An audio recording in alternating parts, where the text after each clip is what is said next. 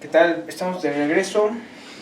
Estamos hablando de las fronteras CK, que nosotros vamos a estar trabajando con frontera C1. Ya verán por qué. Es necesario para nuestros argumentos. Y les dije que el concepto de frontera C1 estaba relacionado con el concepto de variedad diferencial. ¿Okay? Y es lo que vamos a ver ahorita. ¿Va? Entonces, consideramos una frontera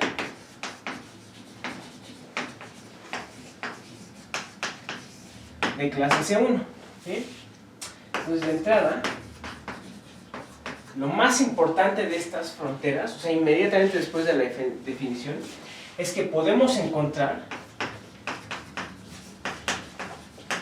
un cambio de coordenadas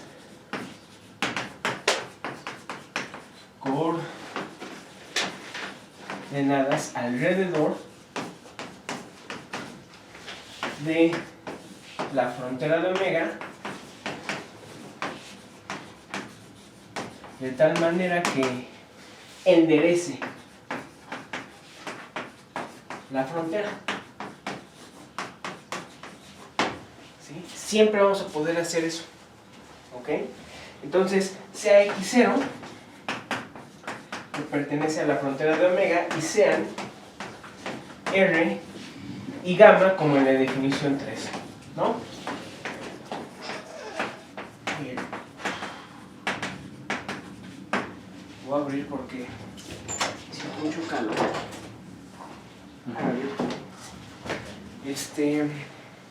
Como en la definición 3, ¿va? ¿Vale? Entonces, ahí les va. Es este. Así de fácil. Definimos las nuevas coordenadas. La y va a ser la coordenada xy, o sea, es la identidad ahí, ¿ok? Que le vamos a poner phi y de xy, pero esto es si y va de 1 hasta n-1. Y luego va a ser yn, la enésima coordenada va a ser xn menos gamma de x1 hasta xn-1, que es la enésima coordenada, que va a ser la phi n de x. ¿Ok? Y escribimos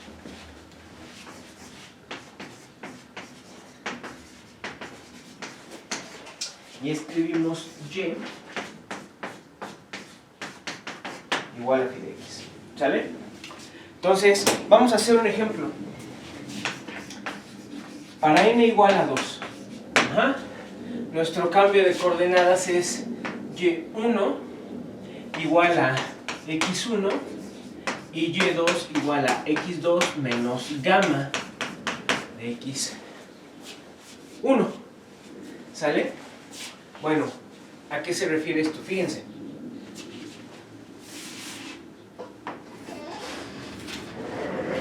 Aquí tengo x2, x1 y aquí tengo mi pedazo de omega.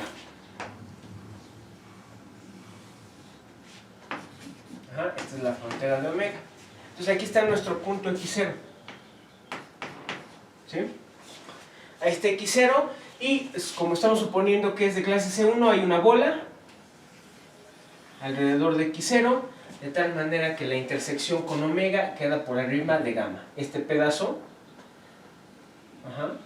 todo esto en sí es gamma de x1.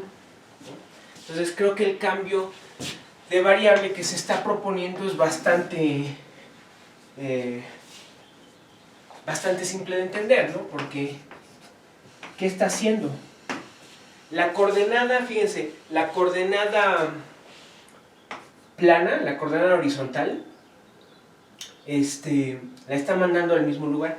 Entonces, si estas son las coordenadas, digamos, x01 y x02, que esas son las coordenadas, entonces la y1 la está mandando al mismo.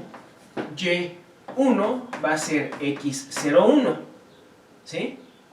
Lo único que cambia es que la coordenada, y en cualquier punto, en este en particular, la coordenada de cualquiera de estos puntos, ahora es x2 O sea, esta altura, o esta altura, dependiendo del punto en el que están, menos gamma de x1, ¿no?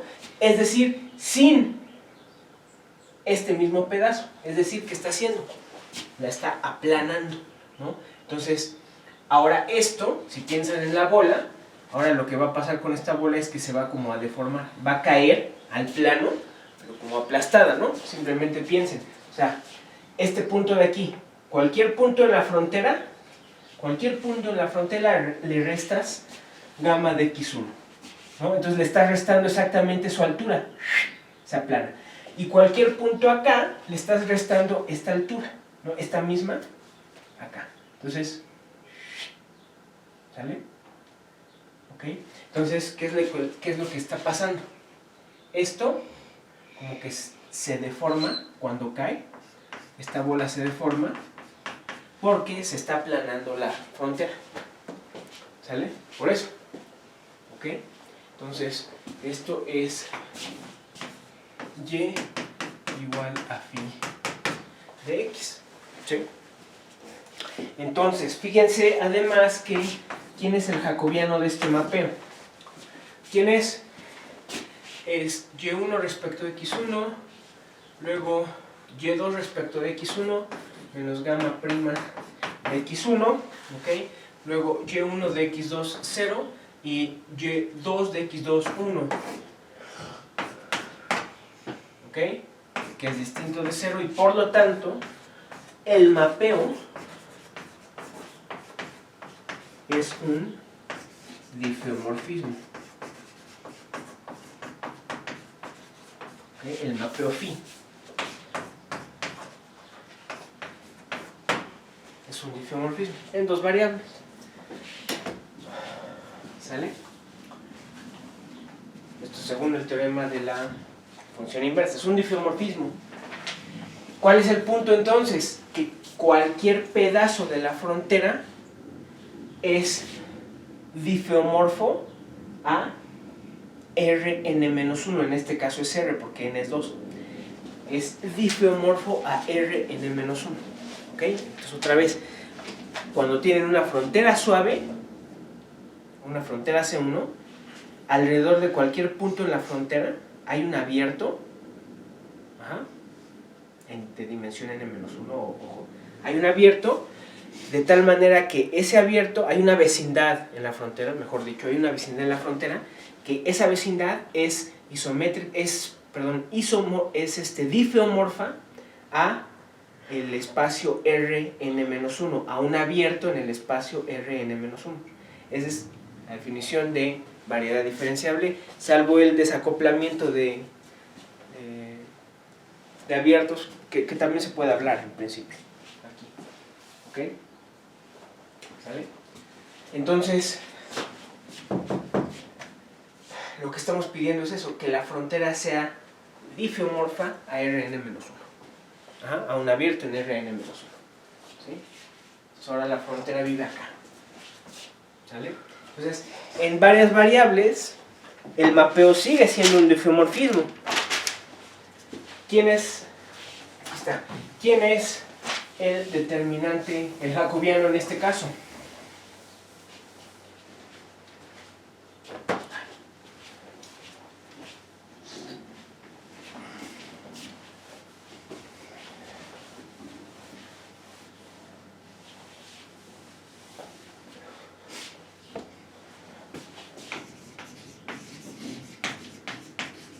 En general, me refiero a varias dimensiones.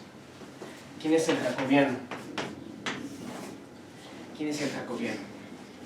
Pues es y1 respecto de x1, eso es 1. y2 respecto de x1, 0. Y así nos vamos, 0, 0, 0, hasta la última, que es menos la parcial respecto de x1 de gamma. Ok, luego, la siguiente es y1 respecto de x2, 0. 1 y ya, ahí nos vamos. ¿Sí? Menos la derivada parcial respecto de x2 de gamma. ¿Sí?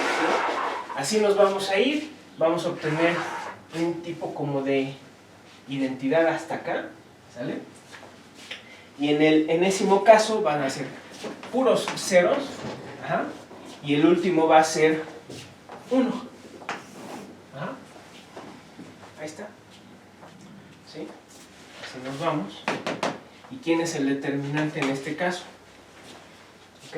Fíjense, lo pueden calcular desde aquí. Es desde este cofactor. O más bien el cofactor indicado por este. Es este por este, ajá, menos este por el otro cofactor, pero como todo aquí es 0, no nos importa lo demás. Entonces es este por este cofactor. Luego desarrollen de aquí este por este. Y lo mismo, pum, pum, pum, pum, pum. ¿Sí? El determinante es 1, el mapeo es un difeomorfismo y el mapeo aplana la frontera. La manda, ¿a dónde la manda? A Rn-1. ¿Sí?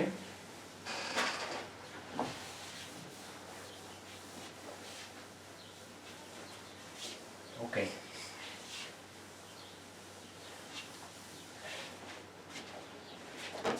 Entonces, ¿cómo funcionan las cosas con este caso? Déjenme escribo la conclusión de esto, que es que y igual a phi de x es un difeomorfismo. Entonces, ¿cuál es la idea de las demostraciones en general en espacios Sobolev? La idea es la que les digo. Usualmente uno prueba el resultado para Rn y Rn+. O sea, para todo Rn y después, depende de la prueba que están haciendo, Rn+, o sea, todo esto. ¿Okay? Y uno después dice, ¿cómo me las arreglo para utilizar estos resultados para demostrar que mi conjunto con frontera C1 satisface la misma propiedad que probé acá? Ah, pues aplanan la frontera del conjunto omega. La aplanan, ¿ok? Entonces encuentran un cambio de variables, que es este, que la manda a un plano, la manda Rn-1, aplican su resultado ahí, y el chiste ahora es que se tienen que regresar. ¿Ah? Ahora, la mayoría de los resultados en espacios Sobolev, así como en ecuaciones diferenciales parciales, es encontrar algún tipo de desigualdad o estimación en general. ¿Ah? Entonces, ¿cómo es que si yo pruebo una estimación, hago un cambio de variable y pruebo una estimación aquí, cómo le hago para probar que esa estimación se vale de regreso? Bueno, para eso es el teorema de transformación de coordenadas en espacios de Sobolev, que me dice que si tú pruebas una estimación bajo un cambio de variable y te regresas con el difeomorfismo a las variables originales, la estimación se preserva. ¿Sí? Pueden cambiar las constantes involucradas, pero la estimación se preserva. ¿Okay? Entonces, para que nosotros realmente podamos aplicar estos resultados, el concepto de frontera C1, tenemos que ver primero el teorema de cambio de variables en espacios de Sobolev. Entonces, transformaciones de coordenadas en espacios de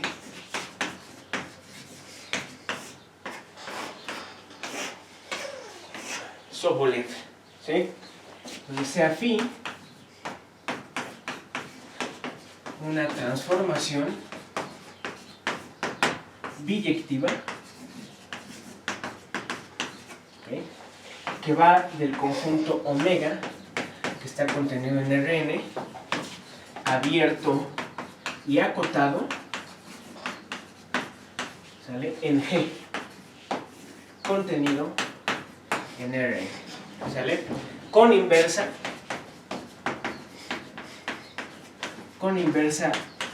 psi igual a phi a la menos 1. De hecho, cuando ahorita que vean la prueba, también pueden ver que el resultado va a ser válido para el conjunto omega igual a Rn+, ¿sí? O Rn menos, no importa. Que no es un conjunto acotado, ¿sí? Pero la prueba usualmente es válida. Las pruebas en espacios Sobolev son válidas en conjuntos acotados o Rn+, te dicen siempre. Lo van a ver cuando hagan la prueba, ¿sí? Vamos a suponer que es acotado. ¿Okay? Entonces vamos a escribimos y igual a phi de x, y por lo tanto x va a ser psi de y. Entonces, por coordenadas y1 va a ser phi 1 de x1 hasta xn, y2 va a ser phi 2 de x1 hasta xn, y así nos vamos hasta yn, que va a ser phi n de x1 hasta xn. Luego x1 va a ser psi 1 de y1 hasta yn, y así nos vamos hasta xn, que va a ser psi n de y1 hasta yn. ¿Sale? Entonces yo voy a hacer el resultado en general. Nosotros vamos a estar aplicándolo usualmente al mapeo que acabo de definir, al mapeo aplanador, el aplanador de fronteras.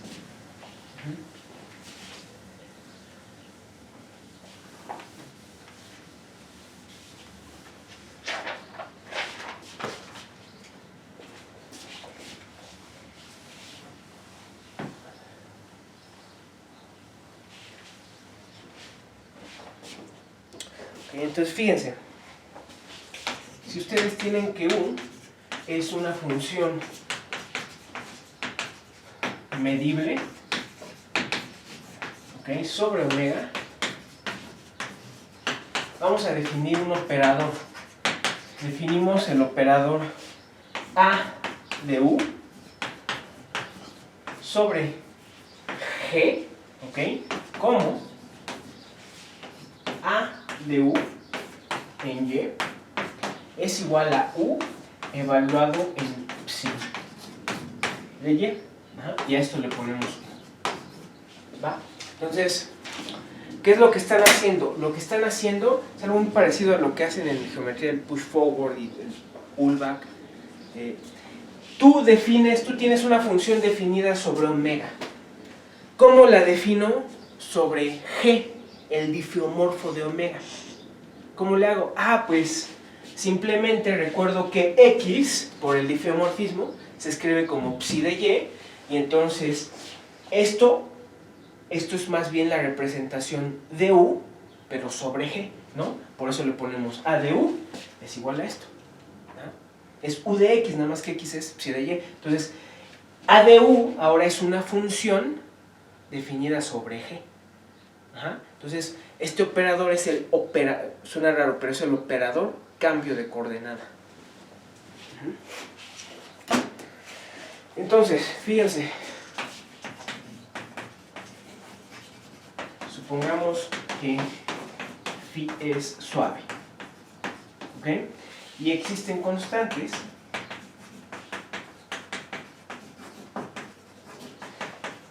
C1 mayor a 0, menor a C2, ¿ok?, tales que, y menor o igual, tales que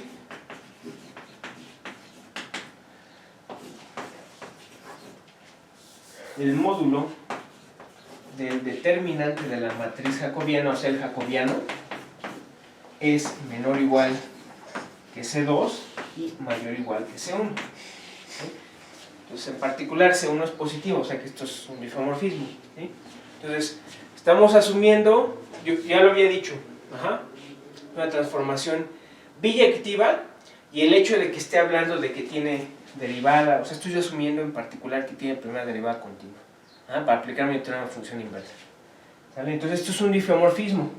El determinante es positivo, es invertible esto. Entonces, vamos a ponerle a esto la condición 2. Vean que el mapeo aplanador que introdujimos tiene esta propiedad, nada más que C1 es igual a C2. ¿No? ¿Okay? Y es 1. ¿Sale? Entonces, fíjense, si ahora asumen que U está en LP de omega, va, y P, ya saben que como siempre, mayor o igual a 1 y menor estricto a infinito. Entonces, tenemos que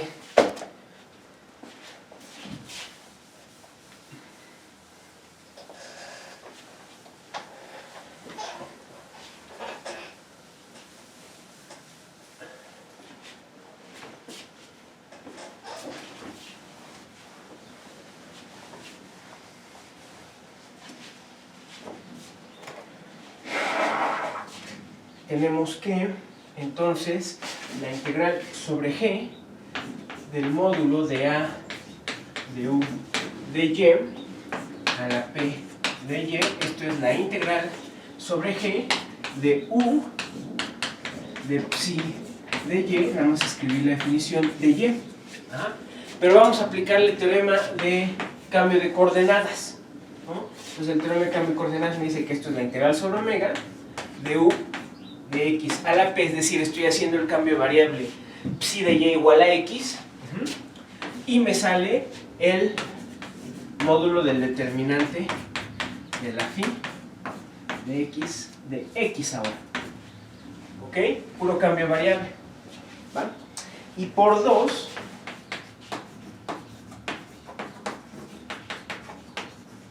obtenemos que la norma de A de U a la P en LP de G, esto es mayor o igual que alguna constante C1 por la norma de U a la P en LP de omega, y esto es menor o igual que una constante C2 por la norma de U a la P en LP de omega, y a esto le vamos a poner 3. ¿Va? ¿Están de acuerdo? O sea, lo único que hice es usar en esto mi estimación para el determinante.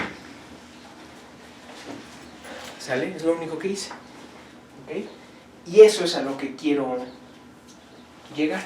Porque fíjense, miren, imagínense que ustedes demuestran un resultado sobre LP de Rn+. ¿Sí? Dices, ya demostré alguna estimación, algún resultado de convergencia de sucesiones, algo en LP, algo que involucre la norma. Ya lo demostré en LP de Rn+. Y tú lo quieres probar para el conjunto omega. Entonces, ¿qué haces? Aplanas la frontera. Si mandas omega, el proceso es más complicado de lo que estoy escribiendo, pero la idea es esa. Lo aplanas, cambias la coordenada y le aplicas el resultado y dices, ok, esta, que es ya transformado el problema, porque aquí ya hice el cambio de variable, esto transformado ya satisface la estimación. Entonces, si ustedes probaron que la norma de A de U en LP de Rn+ es menor a epsilon, pues eso implica, gracias a esta estimación, que la norma de U es menor que epsilon entre C1. Entonces, si esto era muy pequeño, esto es muy pequeño. Ajá, entonces a lo que me refiero.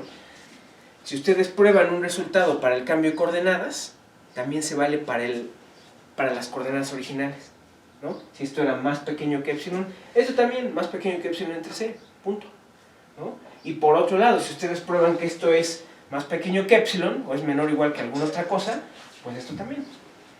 ¿Sí? Además, fíjense que ese es uno, ese es el significado práctico de esta desigualdad. ¿Cuál es el otro? ¿Y por qué? En espacios Sobolev, en ecuaciones parciales, el lenguaje es el del análisis funcional. Entonces, por eso escribí esto en operadores, en términos de operadores, A de U. Cuando probemos alguna desigualdad, cuando probemos las inclusiones, los encajes, que se les complican a ciertas personas, todo es probar la continuidad y o compacidad de algún operador, siempre. ¿Ah? Una desigualdad se reinterpreta siempre como la continuidad de algún operador. Eso es, o sea, ese es el secreto. ¿Ah? Entonces, fíjense cómo el cambio de coordenadas también me está diciendo estas desigualdades, me está diciendo que el operador cambio de coordenadas, el operador A, es continuo, ¿no? Porque A de U es menor o igual que C2 por esto. Todavía más, me está diciendo, lo voy a hacer, ¿ok? Pero me está diciendo que la inversa es continua. ¿Cómo ven? Esto me dice que la inversa es continua. Entonces, fíjense.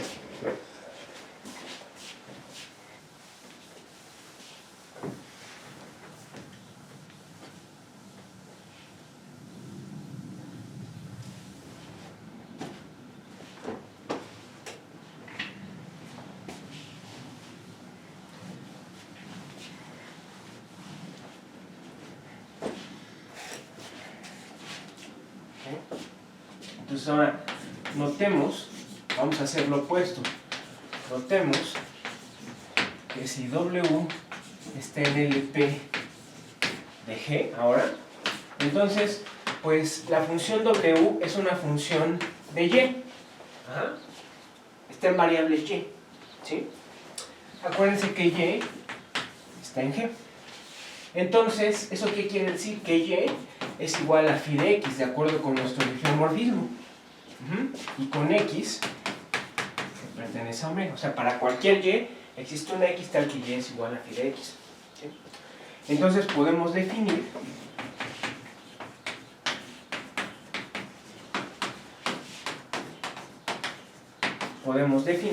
el operador BW de X, que es W de phi de X.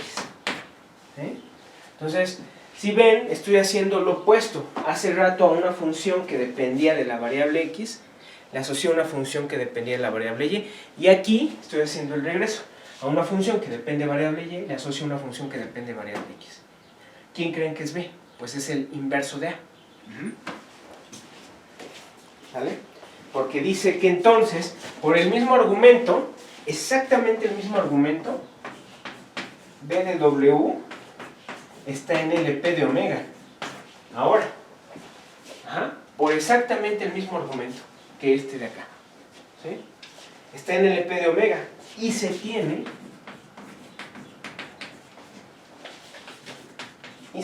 que A de B de W, B de W es una función de X. Ahora, esto por lo tanto es una función de Y. Y entonces, ¿esto quién va a ser? B de W es W de phi de X, pero X es psi de Y. Entonces, esto es W de phi, ¿okay?, de psi de Y. Me falta una aquí. Pero como phi y psi son inversas, esto es W de Y. ¿Eso qué prueba? Que B es la inversa por la derecha. Igualmente hacen lo mismo por la izquierda. B de A de U. Ahora A de U es una función de Y y B la manda a una función de X. Entonces esto es U, ¿ok?, de psi de phi de X. Por la invertibilidad de psi y phi, esto es U de X. Entonces, ¿qué muestra esto? Que A y B son inversas, ¿no?, una de la otra. Entonces vamos a ponerle a estas identidades 4. ¿Sale? Ok. Entonces, 3 y 4, como les decía, me está diciendo A es un operador lineal continuo y B es un operador lineal continuo también, su inversa es lineal y continua. Eso dice 3 también, ¿eh?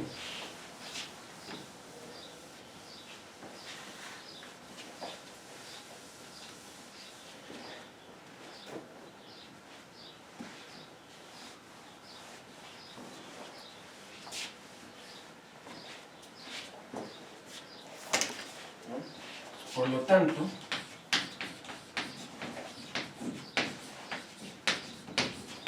por 3 y 4, A es un operador lineal continuo e invertible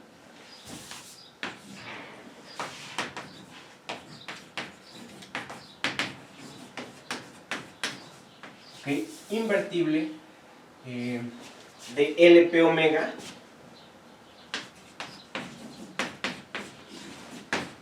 en LP G con inversa continua.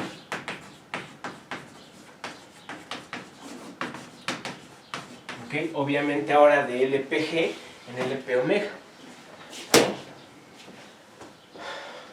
¿Sale? ¿Okay? ¿Por qué inversa continua? Pues U de X, simplemente aquí dice, escríbanla de esta manera. U de X escríbanla como B de A, U de X en LP. Es más, esto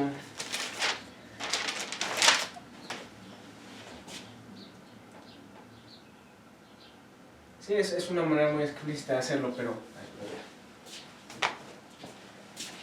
lo que me dicen estas relaciones, la relación 4, es que U se puede expresar como B de algo, ¿sale? B de algo. No estoy siguiendo esta notación, déjenme ponerle otra cosa. Vamos a ponerle ahí.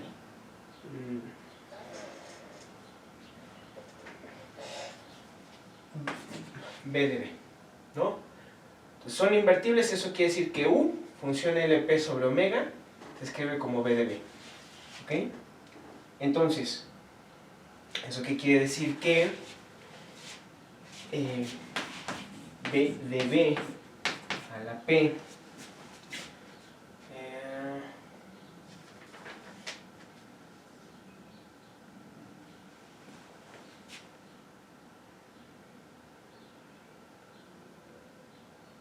B cae en... sí está bien esto. En LP de omega es menor o igual que ¿quién? Pues que A de B de B, pero esto es 1 entre C1 por B a la P en LP de G. ¿Qué me está diciendo? Que la inversa es continua y la constante de la continua es 1 entre C1. ¿Sí? Entonces, la inversa es continua. ¿Okay? Entonces, ¿qué es a lo que voy? A lo que voy es que quiero probar este mismo resultado, este equivalente, porque esto es una equivalencia entre las normas, ¿no? Del cambio, una vez hecho el cambio de coordenadas. ¿Sí? Esta continuidad del operador A y que su inversa es continua en LP, voy a probar este resultado, o quiero probar este resultado, pero en lugar de LP, en espacio de Sobolev. ¿Ah? ¿Cuál es la dificultad? Que hay que probar que A de U tiene derivada débil sobre LP de G y está en LP de G. ¿Sí? Esa es la dificultad del resultado. ¿Sale? Se imaginarán que lo que voy a